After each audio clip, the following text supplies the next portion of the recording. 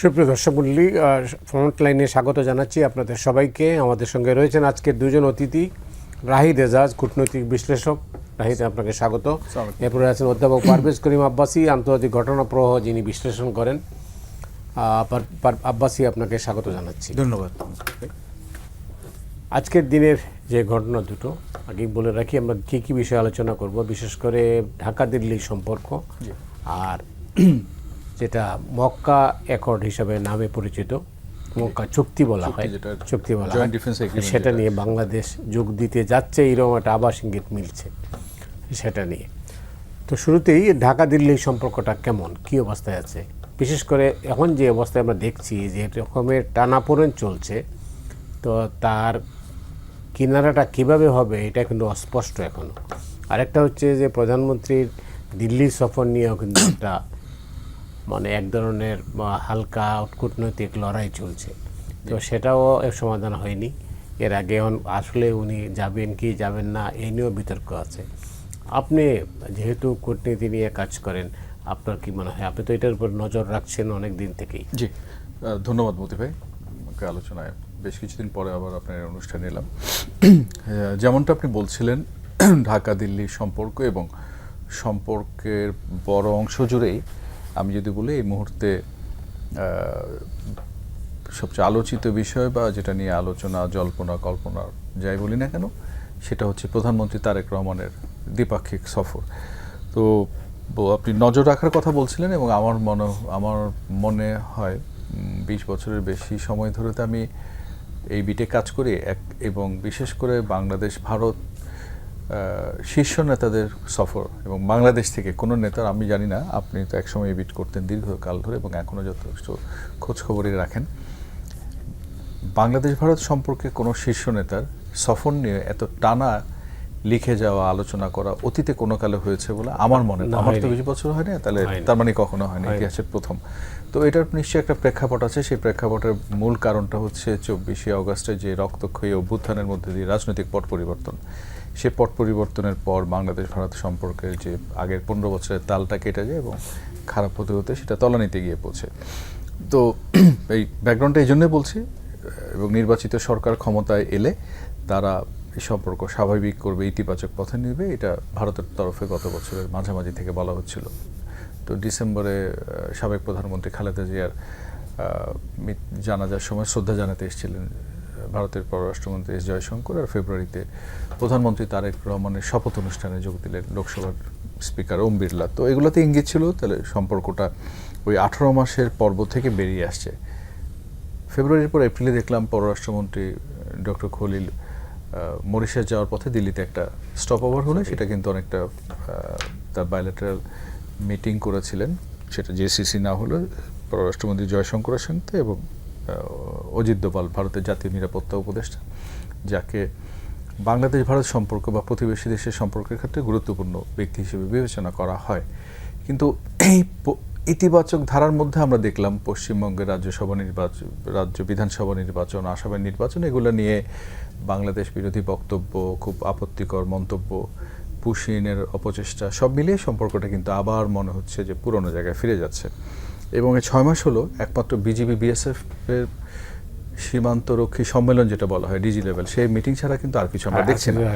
তো এর মধ্যে আমরা দেখছি প্রধানমন্ত্রী তারেক রহমানকে ভারতের প্রধানমন্ত্রী নরেন্দ্র মোদী ফেব্রুয়ারিতে যখন লোকসভার স্পিকার ওম বিড়লা আসছিলেন, একটা শুভেচ্ছা বার্তা দিয়েছিলেন, সেখানে একটা ভারত সফরের আমন্ত্রণ ছিল সপরিবারে। তো সেটা তো ছিলই। এর মধ্যে যখন সম্পর্কের এরকম টানাপোড়েন, তার মধ্যে আমরা দেখছি জুলাই মাসে আপনার 14 জুলাই ডেটে একটা আমন্ত্রণপত্র পাঠানো হলো সেপ্টেম্বরের 12 এবং 13 যে ব্রিক্স সম্মেলন হবে দিল্লিতে, তার আউটরিচ সেশনে। ইন্টারেস্টিং ঘটনা হলো যে আমন্ত্রণপত্রতে এসছে সেটা কিন্তু বাংলাদেশের প্রধানমন্ত্রী হিসেবে নয়, বিমস্টেকের চেয়ার হিসেবে। তো স্বাভাবিক সঙ্গত, এমনিতেই সম্পর্কটা খুব স্বস্তিদায়ক অবস্থায় নেই, আমন্ত্রণটা যথাযথ নয়, এটা দেখিয়ে বাংলাদেশ তখন এই আভাস দিচ্ছিল এই সফরে যাবে না। তখন আবার ভারত তাদের যে ফেব্রুয়ারি মাসের দাওয়াত বাইল্যাটারাল, সেটা অ্যাক্টিভেট করতে গেলে, এটা জুলাই শেষ দিকের কথা বলছি। তো এটা একটা দিক আছে। আর এই যে তিক্ততার কেন্দ্রে আমি যেটা বলি যে এই মুহূর্তে সম্পর্কটার পথের একটা বড় বাধা হয়ে আছে সাবেক প্রধানমন্ত্রী, যিনি 24-এর অভ্যুত্থানে ক্ষমতাচ্যুত হয়েছেন, শেখ হাসিনা, তার ভারতে অবস্থান, যিনি আইসিটিতে ইতিমধ্যে দণ্ডিত হয়েছেন। তো তাকে প্রত্যর্পণের দাবি অন্তর্বর্তী সরকারে করেছিল, বর্তমান সরকারে বারবার বলে আসছে। তো প্রত্যর্পণ তো করা হচ্ছেই না, সেই জিনিসটাতে কোনো অগ্রগতি নেই। এর পাশাপাশি আমরা দেখলাম 2টো তারিখ এখানে উল্লেখ এজন্যই করতে চাই। 18 মে ভারতের 5টা মিডিয়া আউটলেটের উনি ইন্টারভিউ দিলেন। জুলাইয়ের 10 তারিখ, এই যে 14ই জুলাই ব্রিক্সের দাওয়াত আসলো, ঠিক তার 4 দিন আগে রয়টার্সকে দেওয়া সাক্ষাৎকারে তিনি বলেছেন যে এই বছরের ডিসেম্বরের মধ্যে তিনি দেশে ফিরবেন। তো একদিকে হচ্ছে সম্পর্কটা ঠিক সুস্থির বা স্বাভাবিক হয়নি, তার উপর হচ্ছে সম্পর্কের পথের বাধা বা কাটা হয়ে যিনি আছেন, তিনি লাগাতার বাংলাদেশ সম্পর্কে মন্তব্য করছেন, উস্কানি দিচ্ছেন, বাংলাদেশ সম্পর্কে বিরূপ কথাবার্তা বলে তিক্ততার পর্যায়ে চলে গেছে জিনিসটা। এবং সর্বশেষ ঘটনা হয়েছে 5ই অগস্ট, ফরেন করেসপন্ডেন্ট ক্লাবে বসে যে সাংবাদিকদের মুখোমুখি মত বিনিময় করলেন। তো সবটা মিলে সফরের যে সম্ভাবনা বা আমন্ত্রণ যেটা চলছিল, সেটাতে কিন্তু আবহাওয়াটা থাকলো না, ইতিবাচক থাকলো না। তো যদি আমরা জানি 5ই অগস্টের পরবর্তীতেও কিন্তু দুই পক্ষের মধ্যে রাজনৈতিক পরিসরে আলাপ আলোচনা এখন তো ছিল। দুটো শর্তের মধ্যে আটকে। জি, সহায়ক, ওইখানে আসছিলাম, সহায়ক পরিবেশ। এখন সহায়ক পরিবেশের শর্তটা কি? সহায়ক পরিবেশের শর্তটা, আমি দুটো শর্ত আমি ঠিক জানি না, আমি কোয়ান্টিফাই করতে চাই না, কেউ 2টা শর্ত 3টা শর্ত। আসলে সহায়ক পরিবেশের শর্তটাকে আমি একটু ব্রডার করতে চাই, কারণ শেখ হাসিনার প্রত্যর্পণ চুক্তিতে কিন্তু একটা গ্রে এরিয়া আছে, রাজনৈতিক পলিটিক্যাল নেচারে হলে সেই প্রত্যর্পণ কিন্তু ইজি না, বেশ কিছু ধারা উপধারা আছে। কিন্তু এই যে আমি 18ই মের কথা বলছি কিংবা 10ই জুলাইয়ের কথা বলছি, যে বারবার তিনি বাংলাদেশ নিয়ে কথা বলছেন, তাকে আপনি অ্যালাউ করছেন, অ্যাক্সেস দিচ্ছেন, তো এগুলো তো বাংলাদেশের ক্ষমতাসীন দল, সেটা এই মুহূর্তে বিএনপি, এর আগে অন্তর্বর্তী সরকার, নিশ্চয় মনে আছে নির্বাচনের দিনক্ষণ ঘোষণা করার পরও কিন্তু তিনি তার নেতাকর্মীদের বলেছিলেন অবৈধ সরকার, অবৈধ নির্বাচন ইত্যাদি ইত্যাদি। তো সহায়ক পরিবেশ বলতে এখানে তো কেন্দ্রে আছে Sheikh Hasina, one and only. একটা হলো প্রত্যর্পণ, আর অন্যটা হলো তিনি যে অ্যাক্সেসটা পাচ্ছেন। আমরা জানি এরকম, এটা তো এক ধরনের, সেখানে তিনি আশ্রয় নিয়েছেন। ভারতে তিব্বতের ধর্মীয় গুরু দলাই লামা আছেন। এখন তো বলা হচ্ছে যে আপনারা নিজ দায়িত্বে নিয়ে পৌঁছে দিয়ে আসছেন। আসছি আপনার সেই পয়েন্টটাতে। তো নজিবুল্লাহ ছিলেন আফগান সাবেক প্রেসিডেন্ট। তো একটা দেশের এরকম নেতৃত্ব যখন অন্য দেশে গিয়ে আশ্রয় নেন, ওইখানে যেই দেশে আশ্রিত হন সেই দেশের কিছু ডুজ অ্যান্ড ডোন্টস আছে, সেগুলো মেনেই তো তাকে, ওই প্রোটোকল মেনেই তো তাকে চলতে হয়। আমরা আশ্রয় দিয়েছি বলা হচ্ছে, বিবিসির একটা রিপোর্টে কিন্তু অগাস্টের প্রথম সপ্তাহে এসছে, যেখানে বলা হচ্ছে ভারতের একসময়ের পরীক্ষিত বন্ধু ভারতের জন্য বোঝা হয়ে দাঁড়ালো কিনা, সেই প্রশ্নটা করছে, এবং বিবিসির মতো মিডিয়াতে সেটা বলছে। তো এই জিনিসগুলো হয়েছে কি, সহায়ক পরিবেশের মধ্যেই কিন্তু সম্পর্কটা এগোবে কোথায় বা কোন পথে, সেখানে আটকে গেছে। তো সেই জায়গাতে আলাপ আলোচনা হচ্ছে, সেটা ভিজিট নিয়ে কতটা হবে, কারণ আমি মনে করি ভিজিটের চান্সটা অনেক কমে গেছে। আমি আসছি আপনার কাছে। প্রফেসর আব্বাসী, জি, আপনি কি মনে করেন যে এই সম্পর্ক যেখানে যে পর্যায়ে পৌঁছে গেছে, হঠাৎ করে নাটকীয়ভাবে সামনে চলে যাবে? ভারত বাংলাদেশ সম্পর্কে কোনো কিছুই অসম্ভব না। মানে আমি এখানে হচ্ছে যে আমি এটাই বলবো যে নাটকীয়ভাবে উন্নতিও হতে পারে, আরও হচ্ছে যে কল্পনার বাইরে এখানে অবনতি হতে পারে, দুটোই হতে পারে। আমি আপনাকে বলছি যে এখানে এখানে দুটো জিনিস আছে, যে ভারত বাংলাদেশ সম্পর্ক যদি এক পা সামনের দিকে অগ্রসর হয়, দুই পা হচ্ছে পশ্চাৎপদ হবে। কেন হয়? খুব সোজা কথা, রায় দিজাস যথার্থই বলেছেন, এই কারণগুলো যেগুলো আছে। ভারতে যে সমস্যাটা আছে সেটা হচ্ছে আমলাতান্ত্রিক এখানে হচ্ছে এক ধরনের একটা রিজিডিটি, মানে ওদের মধ্যে ওই ফ্লেক্সিবিলিটি নাই। মুখে অনেক কিছু কথা বললো, আমি বলছি দুই পক্ষেরই আমি আপনাকে এখানে দিকপাত করব। এক হচ্ছে ভারতের আমলারা যারা আছে তাদের মধ্যে, বা ভারতের যে মিলিটারি এস্টাবলিশমেন্ট আছে, দিল্লির এখানে একটা ভিউটা আছে যে ওদের লং টার্ম স্ট্র্যাটেজিক সিকিউরিটির জন্য ওরা এখানে মনে করে আওয়ামী লীগের এখানে মানে শীর্ষস্থানীয় নেতৃবৃন্দ যারা আছে, তারা যদি ক্ষমতায় থাকে তাহলে তাদের হচ্ছে স্ট্র্যাটেজিক সিকিউরিটি এখানে অবজেক্টিভটা ফুলফিলড হবে। এটা কিন্তু ওরা বহুবার এখানে বহু আলাপ সিক্রি থেকে এখানে যারা অনেকে যে এখানকে পঙ্কজ শরণ, একের পর এক যে রাষ্ট্রদূত যারা গেছেন, রীতা এখানে গাঙ্গুলি যারা আছেন, সবাই কিন্তু একই কথা বলেছেন। তো মানে এগুলো কিন্তু পাবলিক রেকর্ডে আছে। দুই, আরেকটি জিনিস যেটা এখানে ভারতের মধ্যে আরও যেটা একটা সমস্যা হয়ে গেছে, বিজেপি সরকার এইবার যদি এখানে নরেন্দ্র মোদী যেখানে আছে, এটা কিন্তু কিছুটা ট্রানজ্যাকশনাল সরকার। ওরা আমরা এখানে হচ্ছে ভারতে এখানে সাধারণ মুসলমানদের জন্য, ভারতীয় নাগরিকদের জন্য বিজেপি এখানে হচ্ছে যে একটা ডিভাইড অ্যান্ড রুল একটা পলিটিক্স করেছে, সংখ্যালঘুদের উপর হচ্ছে যেখানে হচ্ছে নিপীড়ন করা ইত্যাদি, এগুলো তো ট্রাইড অ্যান্ড টেস্টেড। কিন্তু আমাদের জন্য যেটা সমস্যা হয়ে গেছে যে ওদের যে মূল যে বিরোধী দল ইন্ডিয়ান ন্যাশনাল কংগ্রেস, তা ওদের মধ্যে গান্ধী পরিবারের মধ্যে, এটা কিন্তু অনেকে আমরা বাংলাদেশে ভুলে যাই, গান্ধী পরিবারের মধ্যে কিন্তু এক ধরনের একটা জমিদারি একটা মানসিকতা আছে। আপনি যদি মনে থাকেন, ওরা কিন্তু ইন্দিরা গান্ধীর আমলে কিন্তু 71 সালে ভারত থেকে এখানে হচ্ছে যে বাংলাদেশকে মুক্তিযুদ্ধ সহায়তা দেওয়া হয়েছিল, সহযোগিতা দেওয়া হয়েছিল। গান্ধী পরিবারের সাথে কিন্তু হচ্ছে আপনার এখানে দেখবেন শেখ হাসিনা পরিবারের সাথে কিন্তু একটা ঐতিহাসিক সম্পর্ক আছে। এমনকি 75 সালের পরেই 15 আগস্টের পর শেখ হাসিনা বহু বছর কিন্তু ভারতে ছিলেন, ইন্দিরা গান্ধীর আশ্রয়ে ছিলেন।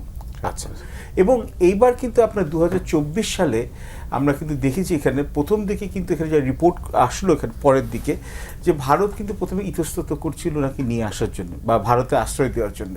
তখন কিন্তু অনেক অংশেই কিন্তু এখানে হচ্ছে যে সোনিয়া গান্ধী এবং তার সাথে সাথে রাহুল গান্ধীর এখানে চাপ সৃষ্টি করার জন্য অল পার্টি যেখানে ইমার্জেন্সি কমিটি করা হয়েছে, এখানে কিন্তু কংগ্রেসের কিন্তু চাপটা বেশি হয়েছিল হচ্ছে আপনার এই বিজেপি গভর্নমেন্টের উপর। কিন্তু ভারত কিন্তু তার জাতীয় স্বার্থে একদম এক।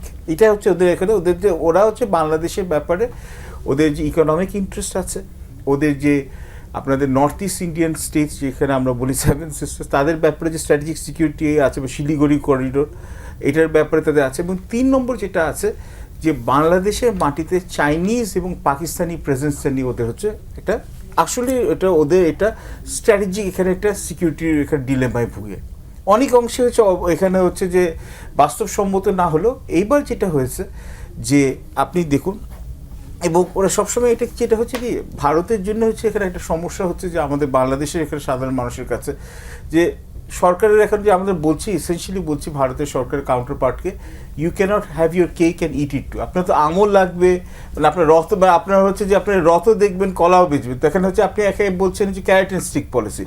আপনি মুখে বলছেন প্রত্যেকটি ভালো ভালো কথা বলছেন, পার্লামেন্টের সওয়াল জবাবে ভালো ভালো কথা বলছেন, আপনি বলছেন যে শেখ হাসিনাকে তো হচ্ছে যে আমরা কোনো মতো রাজনৈতিক এখানে কর্মকাণ্ড করতে দিচ্ছি না। কিন্তু তার সাথে সাথে আপনি দেখুন মানে বেছে বেছে যখন প্রধানমন্ত্রী চীনের সফরে চলে যাবেন, এবং আমরা শুনেছি যতদূর যে ভারতের প্রবল আপত্তি ছিল, এবং হচ্ছে যদি বা বাংলাদেশে পররাষ্ট্রনীতি স্বাধীনভাবে চালিত হওয়া উচিত একটা গণতান্ত্রিক নির্বাচিত সরকারের সময়।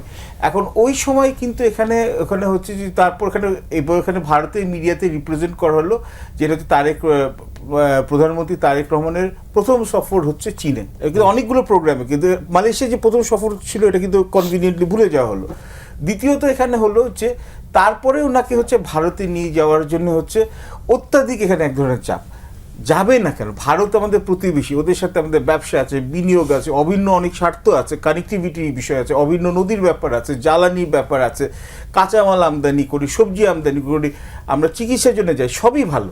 কিন্তু ভারতের সাথে সম্পর্ক করার জন্য তো আমাদের এখানে যেটা আছে ট্রাস্ট ডেফিসিট আছে। আজকেও দেখবেন যে এস জয়শঙ্কর, আমি এইটাকে এখানে বলি, এবং এটা প্রথম আলো, ডেইলি স্টার, অন্যান্য বিজনেস স্ট্যান্ডার্ড সব জায়গায় এখানে বলেছে, ওয়ার্ল্ড লিডার্স ফোরামে এখানে যেটা হচ্ছে ইকোনমিক টাইমস বলে একটা পত্রিকা নিউ দিল্লিতে করেছে, ওনাকে কিন্তু জিজ্ঞেস করা হচ্ছে হাসিনার ব্যাপারে।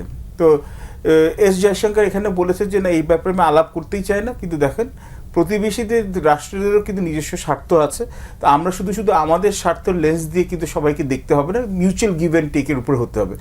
তো পাবলিকলি কিন্তু দেখুন এখানে কিন্তু এক ধরনের কিন্তু একটা রিঅ্যাডজাস্টমেন্ট হচ্ছে। কিন্তু তারপরে কয়েকদিন পর আমরা দেখলাম যে প্রধানমন্ত্রীর প্রথম চীনের সফর গেলেন, তখন হচ্ছে শেখ হাসিনার এখানে হচ্ছে ইন্টারভিউ দেওয়া শুরু হয়ে গেল। 5 আগস্টের সময় যখন আবার দেখা গেল মোটামুটি এখানে আশ্বস্ত হয়ে গেল উনি যাবেন না বিমস্টেকে ভিজিটে, তখন আবার আরেক ধরনের একটা ভিজিট হলো। এবং আমার একটাই কথা, বায়োল্যাটারাল ভিজিট হোক, কিন্তু আমরা যদি বলি যে বায়োল্যাটারাল ভিজিট হলেই সব সমস্যার সমাধান হয়ে যাবে, এটাও কিন্তু সিম্পলিফিকেশন হচ্ছে। কেন প্রধানমন্ত্রী এখানে হচ্ছে এটা কনফিডেন্স বিল্ডিং মেজার হবে, কিন্তু বাংলাদেশ থেকে বলা হয়নি না, এটা তো ভারতের পক্ষ থেকে বলা হচ্ছে। ভারতে এখানে আমি বলবো যে এখানে কূটনীতিবিদদের কাছ থেকে বলা হচ্ছে দেশে এবং দেশের বাইরে। কিন্তু আমার কথাটা হচ্ছে কি, আপনার তো এখানে বর্ডার কিলিংসের যে ইস্যুগুলো আছে, ইন্ডিয়াতে এখন কিন্তু ইন্টার রিভার লিঙ্কেজ করা হচ্ছে, নদীগুলো যেখানে লিঙ্কেজ হচ্ছে, আপনি এমনিতে পানি কম পাচ্ছেন, আরও পানি কম পাবেন, তার সাথে সাথে আপনারা এখানে দেখেন, এখানে আমরা যে তিস্তা ব্যারেজে আমরা যদি বলি চাইনিজ সহায়তা নিতে চাইছি, তাহলে ওটার জন্য টেকনিক্যাল অ্যাসেস, এটার জন্য ভারতে এখানে সিকিউরিটি কনসার্ন আছে। আমেরিকার সাথে আমাদের যে ইনভলভমেন্টটা হচ্ছে যুক্তরাষ্ট্রের সাথে, এটার সাথে ভারতের কনসার্ন আছে। পাকিস্তানের সাথে যে এক ধরনের সখ্যতা হচ্ছে ইন্টারিম গভর্নমেন্টের সঙ্গে, এই সরকারের আমলে চলছে, ওইটার ব্যাপারে ভারতের ভারতের অনেক সময় অনেক কিছু জিনিস হচ্ছে আনজাস্টিফাইড। কিন্তু এখন তারপর বর্ডার কিলিংস আছে, এইগুলোকে আপনি যতক্ষণ না কমাবেন আপনি কিভাবে করবেন? আর আপনারা যদি লোকাল পলিটিক্সে 24 ঘন্টা যদি ভারত মানে বাংলাদেশ বিদ্বেষী এখানে ন্যারেটিভ দেন, তাহলে কিভাবে যাবে? আমি তো বলছি যে প্রধানমন্ত্রী যাবে, যাওয়ার জন্য সময়টাও ঠিক হতে হবে। প্লাস আবার আরেকটা জিনিস আছে, এটা হচ্ছে সব, আমি শুধু একটা বলে যদি সুযোগ দেন, আমাদের এখানেও কিন্তু আমরা বিজেপির কাছ থেকে শিখে ফেলেছি, আমরা কিন্তু হচ্ছে ইন্ডিয়া কার্ডটা খেলি, জামাতও খেলে, এনসিপিও খেলে, এবং আমার কেন জানি মনে হচ্ছে বর্তমান সরকারের কিছু কিছু এখানে শীর্ষস্থানীয় নেতৃবৃন্দ করছে। কিন্তু দেখুন, ঘরোয়া সমস্যা কিন্তু অনেক আছে। আপনার জ্বালানি সংকট আছে, আপনার এখানে অর্থনীতি এখন গতিশীলতা আসে নাই, আপনার এখানে হচ্ছে রাস্তাঘাট মেরামতের সমস্যা আছে, আপনার এখানে বিজনেস এখানে সংকট আছে, এখানে এখন নবজার হচ্ছে। তো ওখান থেকে একটু ডাইভার্সনটাও এখানে কিন্তু মাঝে মধ্যে কনভিনিয়েন্টলি ইউজ করে। দুই দেশই কিন্তু হচ্ছে ঘরোয়া রাজনীতির জন্য কিন্তু এটাকে নিয়ে আসা হচ্ছে। তো আমাদের এখানে কিন্তু এখানে ইন্ডিয়ার যেহেতু বড় দেশ, ওদের কিন্তু আরো বেশি অ্যাকোমোডেটিভ হওয়া উচিত। অনেক ধন্যবাদ। এই সংকটের সুরাহা কিভাবে হতে পারে? না, সুরাহা হতে পারে পারভেজ আব্বাসী দু একটা পয়েন্ট আমি নেই, কিছু মত দ্বিমত করি। যেমন ইকোনমিক টাইমসের উনি বললেন তো যে রিঅ্যাডজাস্টমেন্টের ব্যাপার আছে, যেমন আমি একটু ব্যাকগ্রাউন্ড দিয়ে শুরু করেছিলাম, তো উনি পরে ওনার মতো বিশ্লেষণ করলেন। আপনি মানে মোদ্দা কথা হচ্ছে রিসেট করার কথা বলছি। রিসেটটা কি? 18 মাসের যে সংকট, সেখান থেকে বেরিয়ে আসতে চাচ্ছি। তো আমি যে রিসেট করতে চাই, বেরিয়ে আসতে চাই, সে বেরিয়ে আসতে চাই কি সময়ের বিবর্তনের নতুন বাস্তবতার আলোকে, নাকি পুরনো তরিকায়? এখনও যেভাবে আপনি বলছেন বা উনিও বললেন বা আমিও আলোচনা করলাম, একটা ভিজিট নিয়ে যখন এত লেখালেখি, এত আলোচনা পাবলিক স্পেয়ারে, এবং বিনা সিকরিকে আমরা চিনি, এখানে তিনি কাজ করে গেছেন, রিভা গাঙ্গুলি দাস কাজ করে গেছেন, অ্যাম্বাসেডার সাহানি কি ইন্দো বাংলা কখনো ডিল করতেন? হঠাৎ করে এই ভিজিটে গেলে এটাই টাইম, না গেলে খারাপ হবে, ভালো হবে, এই যে এক ধরনের চাপ। আমরা তো জানি আমাদের মিডিয়াতে গণমাধ্যমের ব্যক্তিত্ব হিসেবে আপনি নিজেও বুঝেন, নিজে মাঠে সাংবাদিক ছিলেন, এখন সম্পাদক, কতটা স্বাধীনতা আছে বা নাই। কিন্তু অন্তত ভারতের চাইতে তো এখানে আমরা কিছুর অনেক বেশি স্বাধীনভাবে অন্তত রাষ্ট্রীয় ইস্যুতে আমরা লিখতে পারি। বাট তাদের ওখানে যেটা হয়, তাদের বড় একটা অংশ কিন্তু রাষ্ট্রযন্ত্র এমনভাবে থাকে যারা অনেকটা ওয়াটার টেস্টের মতো মিডিয়াকে দিয়ে তারা জাজ করে। এবং আমি মনে করি গত এক মাসে যে নিউজগুলো হয়েছে প্রধানমন্ত্রী তারেক রহমান বেশিরভাগই এরকম। এটা একটা বিষয়। এবং আরেকটা বিষয় বলে কি, ইন্টারনাল, আমি মনে করি আমাদের এখানে যেটা হচ্ছে ইন্টারনাল পলিটিক্যাল ডিনামিক্সের আপনার রিফ্লেকশন না, সব কিছুই না, হচ্ছে বলেই ধরেন এই টানাপোড়েন না থাকলে, আজকে শেখ হাসিনার কথা বলছি, সাবেক প্রধানমন্ত্রী শেখ হাসিনাকে ফেরত বা তাকে তার লাগাম টেনে ধরা, এগুলো না হলে তো বিরোধীরা এই জিনিসটা এভাবে নিশ্চয়ই আনতেন না। এক নম্বর, ইন্ডিয়া বাংলাদেশ রিলেশনশিপটা এত বিস্তৃত দুই নিকট প্রতিবেশীর মধ্যে, কিন্তু সব কিছুই যেন আটকে গেছে এই সহায়ক পরিবেশের মধ্যে। তো আপনি যদি সহায়ক পরিবেশটাই ঠিক করার ক্ষেত্রে ফ্লেক্সিবল না হন, তাহলে বাকি পানি নিয়ে কখন কথা বলবেন?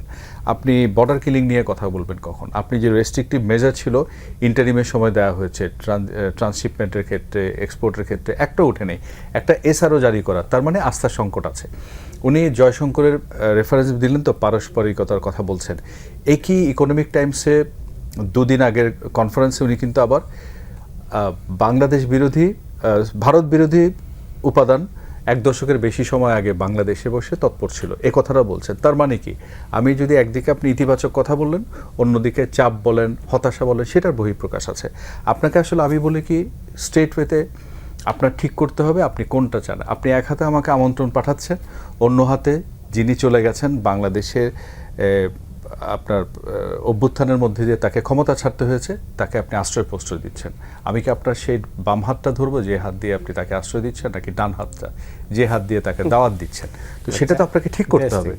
তো এই জায়গাটা যদি ফিক্স না হয়, আমার মনে হয় কি খুব ড্রামাটিক্যালি ঠিক হয়ে যাওয়াটা আমার মনে হয় সেটা ট্যাঞ্জিবল হবে না, 1 নম্বর কথা। আরেকটা কথা কি, একটা ভিজিটে সব কিছু হয় না, কিন্তু আমি যদি চীনে প্রধানমন্ত্রী তারেক রহমানের সদ্য সমাপ্ত ভিজিটটা দেখি, এটার সুদূর প্রসারী একটা প্রভাব দেখি। রাহিদ, আমি একটা জিনিস বুঝতে পারি না যে তারা বারবারই বলছেন যে উনি সফরে আসলেই হয়েছে, এইটা কি কোনো ডিপ্লোমেসির পার্ট কিনা আমি জানি না পারপাস। হ্যাঁ, এটা তো অবশ্যই একটা টুল যে উনি যে আসলেই ঠিক হবে, কিন্তু আসলে যে ঠিক হবে বারবার বলে দেওয়া হচ্ছে যে পরিবেশটা অনুকূল কিনা। আপনি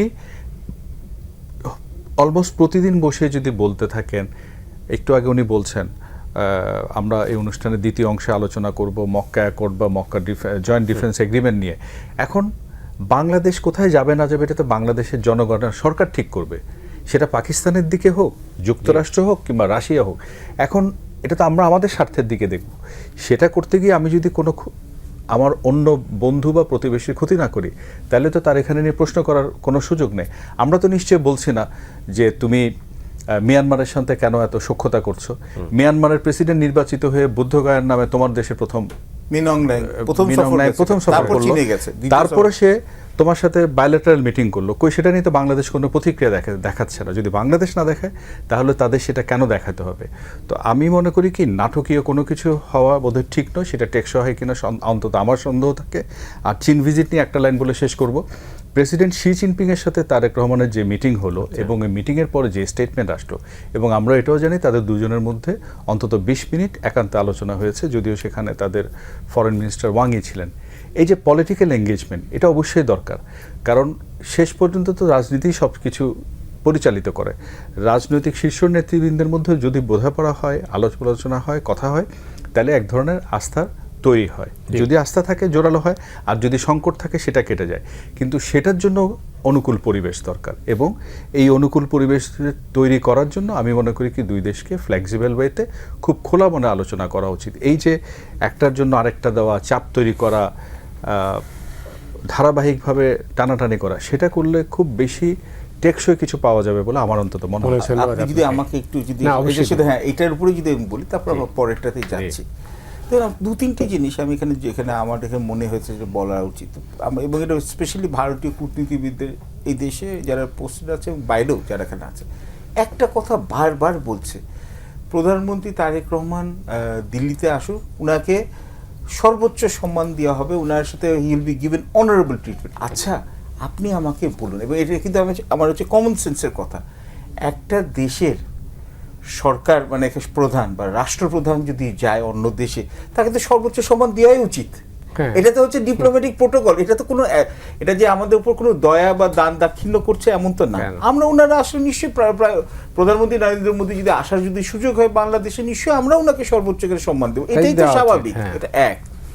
দুই, আরেকটা জিনিস আপনি দেখুন, এখন আপনি যদি প্রধানমন্ত্রী চলে যান ভারতে, যেতেই পারেন, উনি যদি একটা নিজে থেকে একটা উনি রিস্ক নেন, নিতে পারেন, এটা এখানে হচ্ছে এখানে। কিন্তু এখন কিন্তু আমি যেটা আগে বলছি, এটা যে ঘরোয়া কিন্তু ইস্যুগুলো আছে। যদি মনে করুন যে হরমুজ প্রণালীতে সংকটটা না থাকতো, লোহিত সাগরের সংকটটা না থাকতো, বিশ্বব্যাপী জ্বালানি এখানে সরবরাহটা এখানে যদি এভাবে অনিশ্চিত না থাকতো, আমাদের মূল্যস্ফীতির উপর যদি চাপটা না থাকতো, আমাদের এখানে বেকারত্বের যদি হারটা বেশি না থাকতো, আমাদের যে জ্বালানি সংকট, যে গ্যাসের এখন সংকট, আগে ছিল পেট্রোলের সংকট, এখন জ্বালানির সংকট, আমাদের স্বাস্থ্য খাত যেখানে ভেঙে পড়ছে, এখানে মহা উপদ্রব, এটা ডেঙ্গু হচ্ছে। তো এবং হচ্ছে যে আমাদের এখনও যে এই আপনার রাষ্ট্রের গঠনতন্ত্র বা যেখানে সহায়ক যারা আছে গঠনতন্ত্র করার জন্যে বা সুশাসন এখানে ইনশিওর করার জন্যে, পুলিশ, জুডিশিয়ারি, আমলাতন্ত্র, সবগুলোকে কিন্তু ঢেলে কিন্তু সাজানো যায় না, কনসলিডেট করা যায় না। এই সময় যদি হঠাৎ করে প্রধানমন্ত্রী চলে যান, তো বিরোধী দলের কাছে কিন্তু হচ্ছে যে এখানে আমি বলবো যে ওখানে প্রচুর কিন্তু এখানে ওরা কিন্তু এখানে মশলা পেয়ে যাবে, যেটা এখানে, এবং এটা কিন্তু পাবলিক ন্যারেটিভটা কিন্তু অন্যদিকে যেতে পারতো। এটা একটা ডেমোক্রেটিক্যালি ইলেক্টেড গভর্নমেন্টকে এটা মনেও রাখতে হবে। এবং last but not the least, একটা জিনিস কেন জানি মনে হয় ইন্ডিয়া থেকে আমরা দেখেছি এখনও, যে আওয়ামী লীগের এখানে নেতৃবৃন্দ শেখ হাসিনাকে একা রাখলেও তো বুঝতাম, তো উনি গেছে, উনি এখানে আশ্রয় চেয়েছেন এক প্রকারের না প্রকারে। প্রায় কয়েক হাজার এখানে আওয়ামী লীগের এখানে কর্মী ওখানে বসে আছে, এবং কেন জানি মনে হচ্ছে যে ভারত এখানে একটা মেসেজ দিচ্ছে যে আমরা এখানে তুরুপের তাস হিসেবে রেখে দিয়েছি, এবং সময় আসলে আবার এটাকে আমরা ডিপ্লয় করবো। তো এটাও তো একটা নেইবারলি রিলেশনের জন্য it's not a good sign. Awami League যে এই দেশের লোকরা চায়, সময় চাইলে এখানে হয়তো এখানে বিভক্তি আসতে পারে, শুধু কিন্তু হাসিনা নয়, এখানে কিন্তু উসমান হাদির হত্যাকাণ্ডের সঙ্গে ওটাও আছে, ওটা তো এখানে আমাদের এখান থেকে পররাষ্ট্রমন্ত্রী এখানে এটাই বলেছেন। জি, আচ্ছা, আপনি যদি দেখুন ভারত বিরোধী যদি কোনো কর্মকাণ্ডে কোনো ভারতীয় কোনো নাগরিক থাকে বা থাকতো বাংলাদেশে, এবং সেই যদি বাংলাদেশে মাটিতে বসে যদি এখানে কোনো প্রেস কনফারেন্স করতো, ভারত থেকে কীরকম রিয়াকশন হতো আমি আপনাকে বলছি এখানে। তো নেবারদের মধ্যে ট্রাস্ট, এবং আমি আবারও বলছি ফান্ডামেন্টাল সমস্যা একটাই, ভারতের সাধারণ মানুষের সাথে কোনো সমস্যা নেই, কিন্তু ভারতের যারা নীতি নির্ধারক, রাজনীতিবিদদের চেয়েও বেশি কিন্তু ভারতে ইম্পর্টেন্ট হচ্ছে নীতি নির্ধারকরা। এখানে কিন্তু সকল এখানে রাজনীতিবিদদেরকে তাদের হাতে জিম্মি। এটার বেস্ট এক্সাম্পল হচ্ছে যে আপনি এখানে দেখুন যে আমাদের গঙ্গার এখানে চুক্তির এখানে নবায়নের জন্য দেখেন কত এখানে আমাদের হালে এখানে আমাদের কষ্ট করতে হয়। তিস্তার ব্যাপারে তো আমরা ভুলে গেলেই হবে।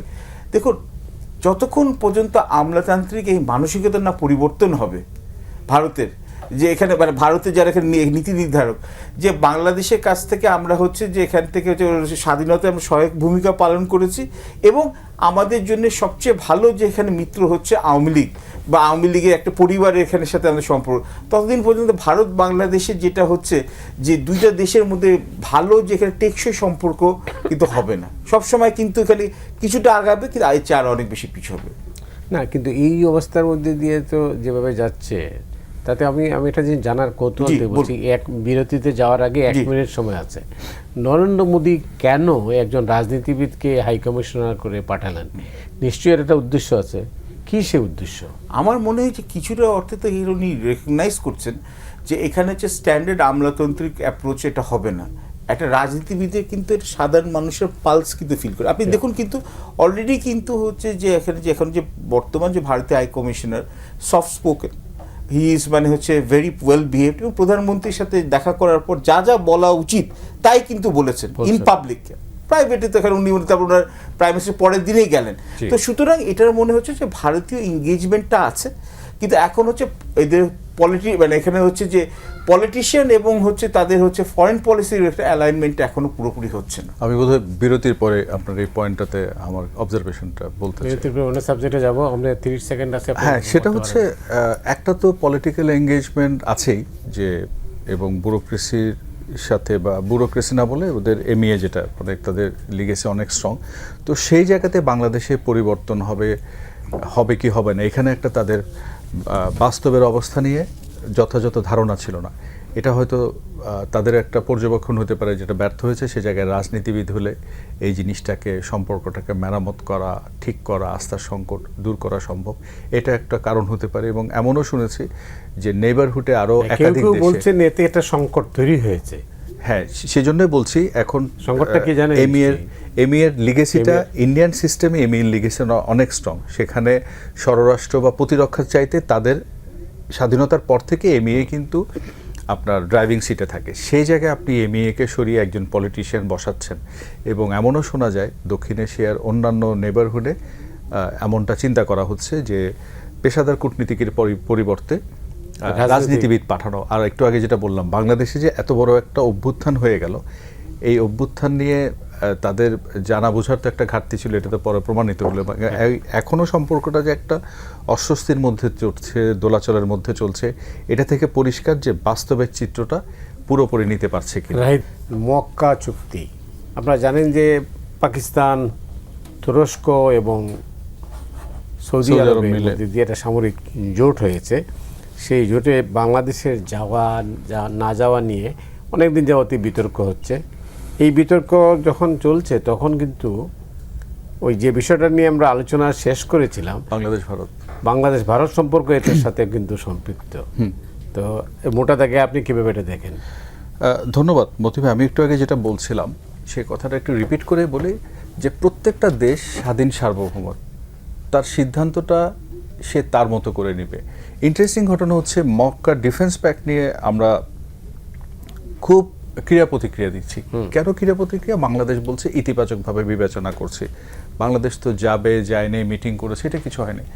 কিন্তু গত মাসে একটা গুরুত্বপূর্ণ ঘটনা ঘটে গেল, লোহিত সাগর দিয়ে transportation of goods, maritime defence coalition.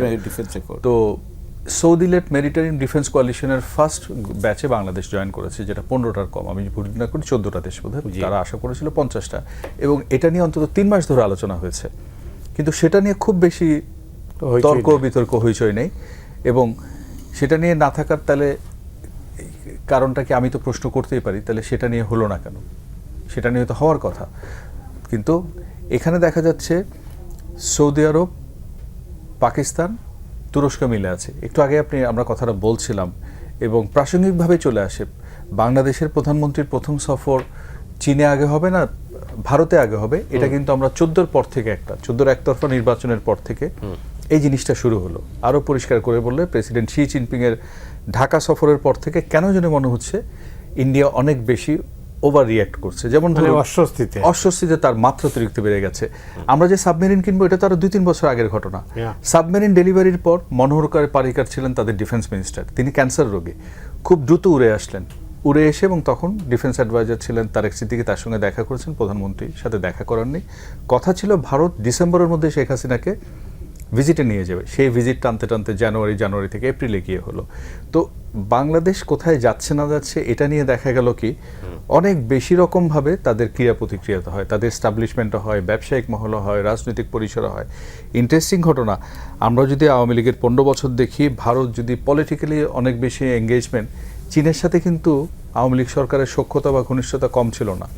ব্যবসা বলেন, বিনিয়োগ বলেন, অবকাঠামো উন্নয়ন বলেন, অনেক কিছু হয়েছে। ক্ষমতাচ্যুত হওয়ার আগে তো চীন সফর, সেটাই বলি এবং রাষ্ট্রপতি নির্বাচনের পর খুব দ্রুততম সময়ে ভারত এবং চীন কিন্তু সবার, আমি যদি ভুল না করি কেউ দাবি করেন চীনের পক্ষ থেকে প্রতিক্রিয়া এসেছে। 24-এর নির্বাচনেও তাই। 18-এর নির্বাচনের পর শেখ হাসিনার জন্য ক্রিস্টালের নৌকা পৌঁছে দিয়েছিলেন চীনের রাষ্ট্রদূত। তাহলে এই যে চীন ভারতের প্রতিযোগিতা, তারপরে চীনের বলয়ে গেল কি গেল না, চীনের সাথে তো ভারত ব্যবসা করছে, সীমান্তে সংঘাত হচ্ছে, ব্যবসা হচ্ছে, বাণিজ্য হচ্ছে, বিনিয়োগ হচ্ছে, সেখানে কোনো সমস্যা নাই। তাহলে বাংলাদেশ করলে সমস্যাটা কোথায়? এখানে পাশাপাশি খুব প্রাসঙ্গিকভাবে বলে নেওয়া ভালো, পাকিস্তানের প্রসঙ্গটা যখন আলোচনা করছি, পাকিস্তানের সাথে কি হয়েছিল, অন্তর্বর্তী সরকারের সময়ে এসে বাংলাদেশ পাকিস্তান সম্পর্ক যে 2014 পরে, 10 সাল থেকে তো বটেই, 14 পরে এক ধরনের শীতল অবস্থায় চলে যায় ভারতের আকাঙ্ক্ষা অনুযায়ী, চাহিদা অনুযায়ী। আমরা একটা সম্পর্ককে অযথা মানে শীতল পর্যায়ে বা অহেতুক একটা সম্পর্কটাকে ডরমেন্ট করে রাখলাম। সম্পর্ক কি আসলে ডরমেন্ট ছিল? আপনি ব্যবসা বাণিজ্য বলেন, প্রতিরক্ষা পরিসরের সহযোগিতা বলেন, সেগুলো তো বন্ধ হয়নি। আমি একটা বছরের হিসাব জানি 50-এর বেশি প্রতিরক্ষা স্তরে নানান রকম সহযোগিতা হয়েছে। এবং প্রাসঙ্গিকভাবে একটু বলি, যুক্তরাষ্ট্রের সাথে শেখ হাসিনার একটা পাবলিক স্পেয়ারে প্রচুর গালবন্ধ করতেন, তাদের অ্যাম্বাসেডরকে ব্যঙ্গাত্মক নামে ডাকাও হতো। এখন ওই 15 বছরে বাংলাদেশ যুক্তরাষ্ট্র সম্পর্কটা অনেক বিস্তৃত হয়েছে। তো কাজেই আমি এই সরাসরি মক্কা এগ্রিমেন্ট বা মক্কা প্যাক্ট যেটা বলা হচ্ছে 7ই আগস্ট করা হলো, সেটাতে নিয়ে বাংলাদেশকে বলা হচ্ছে যে বাংলাদেশ এখানে ওপেন, বাংলাদেশও আসতে পারে কিনা। কারণ সৌদি আরবের সাথে আমরা দেখেছি সম্প্রতি পাকিস্তানের সাথে ডিফেন্স প্যাক্ট হয়েছে এবং সেটা করার ফলে সৌদি আরবের এক ধরনের আপনার এই অঞ্চলের অন্যান্য মুসলমান দেশ সহ যাদের আছে তাদের সাথে নানান রকম এগ্রিমেন্ট হচ্ছে। তারপরে পাকিস্তানের সাথে ভারতের যে সম্পর্কের সমীকরণ এবং সর্বশেষ যে দুই পক্ষের সংঘাত, সেটার পর পাকিস্তানকে নিয়ে তার একটা অস্বস্তি আছে এবং ইরান যুক্তরাষ্ট্র সংঘাতের মধ্যে পাকিস্তান যে মধ্যস্থতার ভূমিকা করে তার ভাবমূর্তিটা উজ্জ্বল করেছে বৈশ্বিক পরিসরে, সেটাও তার একটা অস্বস্তির কারণ। একদিকে হচ্ছে বাংলাদেশের সাথে তার দূরত্ব তৈরি হয়েছে, অন্যদিকে পাকিস্তান সহ চীন সহ এই যে মেরুকরণ হচ্ছে, তো সব মিলে তার অস্বস্তিটা বাড়ছে বলে আমি মনে করি। কখনো কখনো যে ক্রিয়া প্রতিক্রিয়াগুলো ভারতের গণমাধ্যমে আমরা দেখছি সেটা অনেকখানি বাস্তবসম্মত না এবং আমরা কখনো কখনো মনে হয় যে প্রত্যেকটা জিনিসে বাংলাদেশ কোথায় কি করছে, কেন করছে, এত ক্রীড়া প্রতিক্রিয়ার মানেটা কি? হ্যাঁ, সেটা হচ্ছে যে না, আমি যেটা জিজ্ঞেস করেছিলাম যে এটা বাংলাদেশের যোগ দেওয়ার ব্যাপারটা মোটামুটি পজিটিভ বলে মনে হচ্ছে। তো আপনি কি এতে লাভ খার ক্ষতিকার, মানে আমাদেরকে লাভ ক্ষতিটা কি? প্রথমত হচ্ছে, জি ধন্যবাদ। এখানে যে অগস্ট মাসে যে আমাদের এখানে যে মক্কা যে অ্যাকর্ডটা বলা হচ্ছে বা মক্কা ডিফেন্স অ্যাকর্ডটা, ইনিশিয়ালি তো একটা 3টা দেশের মধ্যে, যেটা রাহিত বললেন যে সৌদি আরবিয়া, পাকিস্তান আর তুরস্ক। আর 3টি দেশে কিন্তু ভিন্ন ভিন্ন ক্ষমতা আছে। সৌদি আরবের কাছে প্রচুর হচ্ছে তেল এবং গ্যাস এবং হচ্ছে অর্থ। তুরস্ক হচ্ছে নেটোর এখানে হচ্ছে সদস্য, তাদের কাছে state of the art military technology আছে এবং খুব মডার্নাইজ এখানে হচ্ছে ডিফেন্স ফোর্স আছে। তৃতীয়ত হচ্ছে পাকিস্তান, যার কাছে নিউক্লিয়ার ওয়েপন্স আছে এবং তার সাথে সাথে হচ্ছে এটা ভালো একটা বড় বিস্তৃত এখানে একটা কমব্যাট মানে টেস্টেড এখানে একটা আর্ম ফোর্সেস আছে। তো তো এদের তিনজনের আশাটা কিন্তু হচ্ছে এক্সটেনশন, যেখানে হচ্ছে পাকিস্তানের যখন আর্মি চিফ রাহিল শরীফ ছিল তখন উনি সৌদি আরবের সাথে ডিফেন্স এগ্রিমেন্ট করেছিলেন, যেখানে হচ্ছে অনেক অংশে সৌদি আরবের এখানে আর্ম ফোর্সেসকে মডার্নাইজ করার জন্য পাকিস্তান এখানে হচ্ছে দায়িত্ব নিয়েছে, আর ইন রিটার্ন সৌদি আরবে হচ্ছে লোনস দেওয়া, বিনিয়োগ করা। এখন আমরা যেটা এখানে দেখছি মক্কা অ্যাকর্ডটা, এটা হচ্ছে লোহিত সাগরে যেটা হচ্ছে ম্যারিটাইম অ্যাকর্ডে 14টা দেশের মধ্যে, সেটার মধ্যে বাংলাদেশও গেছে, এবং তার সাথে সাথে অবশ্যই দুটো কমন দেশ আছে, 3টি কমন দেশ আছে, তুরস্ক, পাকিস্তান, সৌদি আরবে, এই 3টে দেশে আছে। এবং বাংলাদেশে কেন এখানে হচ্ছে যে এই অ্যাকর্ডের মধ্যে এখানে একটা আগ্রহ আছে বুঝতে পারছি। এক হচ্ছে অর্থনৈতিক, এটা আমরা ভুলে যাই এখানে খুব সহজভাবে, যে আমাদের এই আগের বছর 2025 সালের জানুয়ারি থেকে ডিসেম্বরে 5 থেকে 5.2 বিলিয়ন ডলার রেমিটেন্স আসছে হচ্ছে শুধু সৌদি আরবিয়া থেকে। আমাদের টোটাল রেমিটেন্সের 17% রেমিটেন্স আসছে হচ্ছে সৌদি আরবিয়া থেকে। আমাদের 28 থেকে 30 লাখ প্রবাসী বাংলাদেশি হচ্ছে সৌদি আরবিয়াতে আছে। আগের বছরেই 2025 সালে আমরা 7.5 লাখ হচ্ছে আমরা হচ্ছে বাংলাদেশি শ্রমিক পাঠিয়েছি সৌদি আরবের বাজারে। ইসলামিক ডেভেলপমেন্ট ব্যাংকের থ্রু দিয়ে আমরা লোন এবং গ্রান্ট আর অ্যাসিস্ট্যান্স যেটা পাই সৌদি আরব থেকে, প্রায় 530 মিলিয়ন ডলারের মতো আমরা লোন নিয়েছি, আর 106 মিলিয়ন ডলারের মতো গ্রান্ট পাচ্ছি। এবং এখন এইরকম একটা জায়গায় যদি আমরা ঢুকি, তাহলে আমাদের এখানে হচ্ছে এক সৌদি আরবের সাথে হচ্ছে গালফ রাজ্যের মধ্যে, যে এখানে এমিরেতের মধ্যে সবচেয়ে এখানে প্রভাবশালী। তো সৌদি আরবের সাথে এখানে আপনার নিশ্চয়ই মনে আছে 90 সালে কিন্তু এখানে হচ্ছে যে ইরাক কুয়েতের যুদ্ধ যেটা হলো, সেখানে কিন্তু আমরা কিন্তু এখানে তখন বোধহয় প্রেসিডেন্ট এখানে হুসেন মোহাম্মদ এরশাদ ছিলেন, উনি কিন্তু তখন একটা প্রোঅ্যাক্টিভ রোল নিয়েছিলেন, যেখানে হচ্ছে যে আমাদের অন্তত সৌদি আরবিয়ার এখানে ডিফেন্সের জন্য আমাদের আর্ম ফোর্সেস এখানে গেছেন, কোয়ালিশনের মধ্যে ছিলেন। তার সুফল কিন্তু আমরা পেয়েছিলাম বহু বছর ধরে, যে আমরা হচ্ছে আমাদের এখানে রেমিটেন্সের জন্য গেছিলাম। এবং আবার দ্বিতীয়ত যেটা হচ্ছে যে একটা মেরুকরণ হচ্ছে, কেন ইউএসএ এখন হচ্ছে যে এই যে অনগোয়িং যে এখানে যুদ্ধটা চলছে এই ইরানের সাথে, এখন কিন্তু ইউএসএ মোটামুটি যতগুলো যেখানে মিত্র আছে গালফের মধ্যে, ওরা বুঝে গেছে যুক্তরাষ্ট্র কিন্তু পুরোপুরি ওদেরকে সিকিউরিটি আর্কিটেকচারে কভারটা দিতে পারবে না, প্রোটেকশনটা দিতে পারবে না। তখন মেরুকরণটা কি হয়ে গেছে, সৌদি আরবিয়া, তুরস্ক এবং হচ্ছে পাকিস্তানে একটা গ্রুপ, এবং ভারত, এখানে আসি রাইতের এখানে যে কথা, ভারত, ইসরায়েল এবং ইউএই, এদের একটা ব্লক ফরমেশন হচ্ছে, এবং এর মধ্যে আবার iMac, India, middle east, Africa corridor ইত্যাদি এগুলো আসছে। এই জন্যই কিন্তু ভারত মনে করছে, এবং ইদানিংকালে আমরা দেখছি যে তুরস্ক এবং পাকিস্তানের মধ্যে কোলাবোরেশন অনেক বেড়ে যাচ্ছে। কিন্তু আবার এদিকে এটাও আছে যে সৌদি আরবিয়া কিন্তু হচ্ছে যে আবার হচ্ছে ভারতের সাথে কিন্তু যথেষ্ট ভালো এখানে অর্থনৈতিক সম্পর্ক আছে, এবং ওদের কিন্তু ওরা যে তেল যেখানে ওরা হচ্ছে রপ্তানি করে, ভারত হচ্ছে দ্বিতীয় বৃহত্তম দেশ, সেখানে তেল কিনে ওদের কাছে। কিন্তু আমাদের কাছে যেটা হচ্ছে যে আমাদের এখানে অবজারভার স্টেটাসে ঢুকতে পারি, বা আমাদের এখানে হচ্ছে যে আমাদের এখানে টেকনোলজি শেয়ার করার ব্যাপারে, বা এখানে হচ্ছে এখানে অ্যাসিস্ট্যান্স প্রোভাইড করার উপর এখানে আছে। কিন্তু আপনাকে এখানে বুঝতে হবে এখানে কিন্তু একটা মিউচুয়াল ডিফেন্স এগ্রিমেন্ট, যে একজনের উপর আক্রমণ কিন্তু 3 জনের উপর আক্রমণ। তো আমরা তো আবার ওয়াইডার জিও পলিটিক্যাল কনটেক্সট, এর মধ্যে ইরান আছে, এর মধ্যে ইসরায়েল আর ইউএই আছে। তো আমাদের কিন্তু মধ্যপ্রাচ্যের কমপ্লেক্স রাজনীতিতে খুব চিন্তাভাবনা করে ঢুকতে হবে। কিন্তু হ্যাঁ, সৌদি আরবের সাথে প্রোঅ্যাক্টিভ মিলিটারি কোঅপারেশন, বা পাকিস্তান টার্কির সাথে একটা ডিফেন্সের একটা অ্যালায়েন্সে যদি জয়েন করার সুযোগ সম্ভাবনা থাকে, এটা কস্ট বেনিফিটটা ওয়ে করতে। এখানে একটা বিষয় বোধহয় আমি অ্যাড করতে পারি মতলব, সেটা হচ্ছে আমি ইনিশিয়াল যে 7 তারিখের পরে স্টেটমেন্টটা দেখলাম, ওখানে পরিষ্কার বলা আছে যেহেতু ট্রাইপার্ট্রিয়েট একটা অ্যারেঞ্জমেন্ট, এবং ভুল না করলে অন্তত 1 বছর, এটা দেখে অনেকের মনে হতে পারে হুটহাট জিনিসটা হচ্ছে, এটা কিন্তু আজ থেকে 1 বছর আগে নেগোশিয়েট হচ্ছে ড্রাফটটা।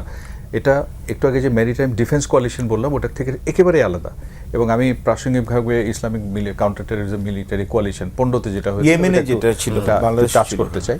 তো এখানে একটা পক্ষের উপর আক্রমণকে করা হলে পুরো জোটের উপর আক্রমণ ধরা হবে, খুব সিগনিফিক্যান্ট। পারভেজ আব্বাসি যেটা বলছেন, আমরা ডিফেন্স কোনো এঙ্গেজমেন্টে বা টার্গেট হব কিনা, কিন্তু একই সঙ্গে আবার স্টেটমেন্টে কিন্তু এমন কোনো পরিষ্কার বলা হয় নাই যে 3 দেশের কার কি অব্লিগেশন। হাইপোথেটিক্যালি ধরি সৌদি আরব অ্যাটাক হলো, তাহলে পাকিস্তান এবং টার্কি মনে করবে এটা 3 দেশের উপর অ্যাটাক, তাহলে সাথে সাথে কি রিটালিয়েশন সাইমultaneously সৌদি আরব, টার্কি, পাকিস্তান করবে কিনা, ওইটা কিন্তু ভেগ রয়ে গেছে। তো কিছু নিটিগিটি কিন্তু এখনও হয়নি, এবং এটা যে একদম ফাইনাল কিছু না, প্রেসিডেন্ট এরদোয়ানের একটা স্টেটমেন্টে পরিষ্কার যে এটা একটা লুজ এন্ড, আমরা অনেককে যুক্ত করব, এখানে অবজারভার হতে পারে। যেমন মেরিটাইম ডিফেন্স কোয়ালিশনে কিন্তু আমি যতটা জেনেছি, পাবলিক করা হয়নি, বেশ কিছু সোর্সের সাথে মিডল ইস্টে কয়েকজনের সাথে কথা বলে ওটা চার্টার ফাইনাল করার আগে এটা বলে নিয়েছিল যে এটা ম্যান্ডেটরি না। এই যে বললাম, অ্যাটাকে শিকার হলে ট্রান্সপোর্টেশনের সময় এটা আপনার ভলান্টারি কন্ট্রিবিউশন করবে নাকি ম্যান্ডেটারি কন্ট্রিবিউশন হবে, তো লুজ এন্ড আছে। আবার আমরা ইয়েমেনে আইএস বিরোধী যে জোটে যোগ দিয়েছিলাম 2015-তে, 2022 পর্যন্ত সৌদি আরব বারবার রিকোয়েস্ট করছিল আমাদের জনবল পাঠাতে, আমাদের কন্ট্রিবিউশন দিতে, আমরা কিন্তু পাঠাইনি। আমরা এরকম অনেক কিছুতে যুক্ত হই, বিশেষ করে সৌদি আরবের ইনিশিয়েটিভগুলোতে, কিন্তু যুক্ত হলো যে ডিফেন্সের কথাটা উনি যেটা বলছেন, এখানে আমাদের কিন্তু বেশ কিছু জিনিস শেষ পর্যন্ত থাকে, আমরা গিয়েও ফুললি যে অপারেশনাল যখন হয় সেখানে আমরা যাই না। কাজেই একটা তো বললেন যে মিডল ইস্টের ইউএই, এদিকে ইসরায়েল এবং ইন্ডিয়া মিলে একটা প্যাক্ট আছে, আবার সৌদি টার্কি মিলে যে অ্যালায়েন্সটা, সৌদি আরবের টার্কির সাথে চায়নার নেগোসিয়েশনে যে আপনার ব্রোকার যে ডিলটা হলো, সৌদি টার্কি অনেক ঘনিষ্ঠ হয়েছে, পাকিস্তান যুক্ত হয়েছে, তো সব মিলে ভারতের একটা অস্বস্তির কারণ কিন্তু অস্বস্তির কারণ কি এই চুক্তি না, অস্বস্তি তো শুধু চুক্তি না, মেরুকরণ, আপনার মিলিটারি ডিফেন্স কোয়ালিশন। আমি যে সৌদি টার্কি মিলে এই যে অ্যালাইনমেন্টটা হচ্ছে, আপনার একদিকে ইসরায়েল আছে, মিডল ইস্টে জিসিসি, তো সবাই একসঙ্গে নাই। আমরা সেটা মিলিটারি ডিফেন্স কোয়ালিশনের ক্ষেত্রে দেখলাম, যখন স্ট্রেট অফ হরমুজে হলো, বাবেল মান্দে হলো, তখন গালফ অফ ইডেন দিয়ে প্যারালালি অন্যভাবে লোহিত সাগর দিয়ে একটা ট্রান্সপোর্টেশনের কথা বলা হচ্ছে, তখন কিন্তু এখানে ইউএই যুক্ত হয়নি। তাহলে গালফের মধ্যে একসময় যেটা খুব স্ট্রং এলাই ছিল, যে সৌদি নেতৃত্ব ছিল, সেটা কিন্তু চিপ ধরেছে।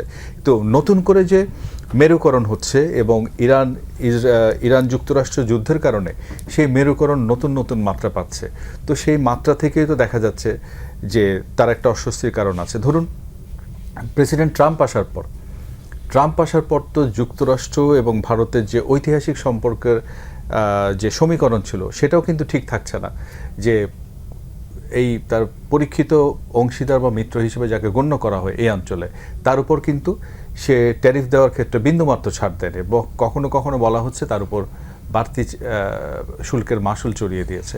তো জিওপলিটিক্যাল ইনভলভমেন্টগুলো যেভাবে হচ্ছে সাম্প্রতিক মাসগুলোতে, বছরগুলোতে, তো আমরা যদি ব্রডার পিকচারে দেখি, তার অস্বস্তিত্ব কারণ আছে এটা নিয়ে। তাই না, মানে আপনি বলছেন যে স্বাধীন দেশ হিসাবে বাংলাদেশ কি এটা চিন্তা ভাবনা করতে পারে না? না, আমি তো বাংলাদেশ চিন্তা ভাবনা করার অবশ্যই পক্ষে বলছি, আমি তো পক্ষে বলছি, বা বাংলাদেশ তো শুরুতে যেটা বলছি সেটা আবার রিপিট করি, বাংলাদেশ অন্যরা যদি এখন ইসরায়েলের সাথে করে, ইউএইর সাথে করে, সেখানে নিয়ে তো আমি প্রশ্ন তুলছি না। তাহলে আমি যদি প্রশ্ন না তুলি, তাহলে এবং আপনি তো তুলছেন, আপনি মিয়ানমারের প্রেসিডেন্টকে জানতা, সে একটা যে নির্বাচন করেছে সেটা নিয়ে তো প্রশ্ন আছে। আপনি তাকে প্রথমবারের মতো হোস্ট করলেন, তার ওভারসিজ ট্রিপ শুরুই হলো আপনাকে দিয়ে, তারপর সে চীনে গেল, চীনের ফরেন মিনিস্টার গেল, এরপর সে রাশিয়া গেল, এরপর থাইল্যান্ডে গেল, কিন্তু শুরু তো ভারতকে দিয়ে করলো। আমরা তো বলতে পারি আমার রোহিঙ্গা সংকট, আমি তোমার নিকট প্রতিবেশী হিসেবে অনেক সহায়তা করেছি, তুমি আমাকে সাহায্য সহযোগিতা দাও।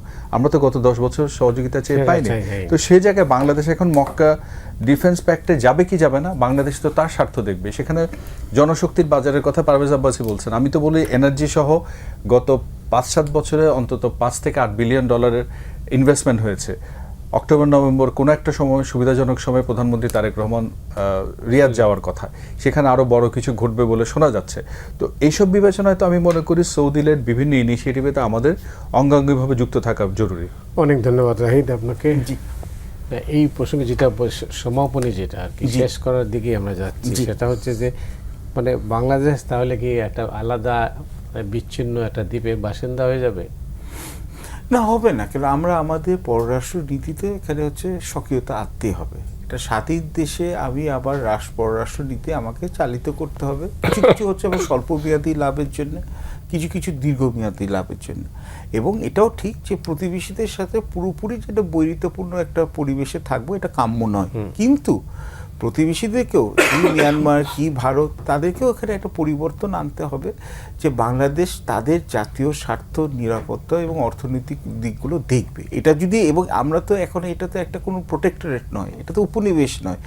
এবং হ্যাঁ, আপনি বলতে পারেন যে যুক্তরাষ্ট্রের সাথে তো তোমরা অনেক নতজানু হয়ে যাও। এখানে ভাই যুক্তরাষ্ট্র সুপার পাওয়ার, যুক্তরাষ্ট্রকে খুশি, মানে ডোনাল্ড ট্রাম্পের ভিজিট পেয়ে এমনকি প্রেসিডেন্ট শি জিনপিংও আনন্দে আনন্দে আহ্লাদিতে এখানে আটখানা হয়ে গেছেন। এটা বলে যুক্তরাষ্ট্রের বাজার না থাকলে তো তার এখানে আমার এটা তো হ্যাঁ, কর্মসংস্থান কি হবে? তো অর্থনীতি সুতরাং কিভাবে এখানে চলবে? যুক্তরাষ্ট্রের সাথে এখানে অ্যাগ্রিমেন্ট, মানে যুক্তরাষ্ট্রকে খুশি রাখা আর প্রতিবেশীদের খুশি রাখা এক জিনিস নয়। এটা হচ্ছে প্রথম জিনিস। দ্বিতীয়টা হচ্ছে সৌদি আরবিয়ার এখানে হচ্ছে যে এখন আমাদের এখন বিনিয়োগ দরকার।